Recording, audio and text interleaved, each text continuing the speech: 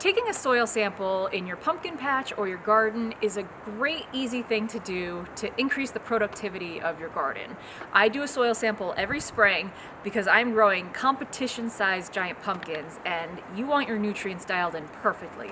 It is extremely easy to do and only requires a few tools. I use a soil probe to get my soil samples. It does a great job at getting a nice, good core sample of your soil. I'll put a link in the description if you decide you want to get one yourself.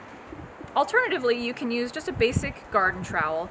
The only thing to be aware of with this is that when you do your soil sample, it's going to be a bigger sample on the top of the soil versus the very bottom, and that can skew the results a little bit because the soil is typically more nutrient dense towards the top. So just be aware of that when you do your sample with a trowel. And the only other thing you need is a bucket. I use this cute little bucket and I make sure to clean it before I do any soil sample. I carry around fertilizer in this thing and who knows what else, and that can make a huge difference in the results of your soil test, and it might make you think you have more of what you actually do. Before you take your soil sample, you want to remove the top layer of soil to remove any contaminants. Then you can use your soil probe to go about 6 to 12 inches deep. My lab, which is Western Laboratories, recommends 6 to 12 inches for Atlantic giant pumpkins. Other labs may recommend 4 to 6 inches if you're doing it for your garden.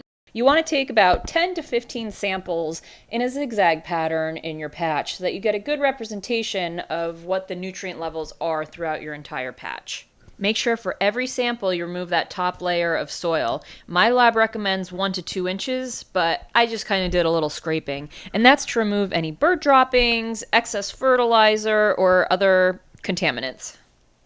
Next, you want to mix all the soil in your bucket nice and good.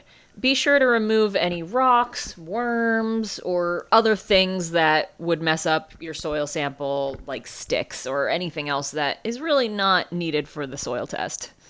Make sure you label your package with the area that you sampled as well as your information for the lab. I then add 2 to 3 cups of my soil mixture to the baggie because that's what my lab likes, but I would consult with your lab to see what they need for sampling. Lastly, you want to mail out your sample. I use USPS priority mail, and I find that if I send it on a Monday, I'll get the results by the end of the week.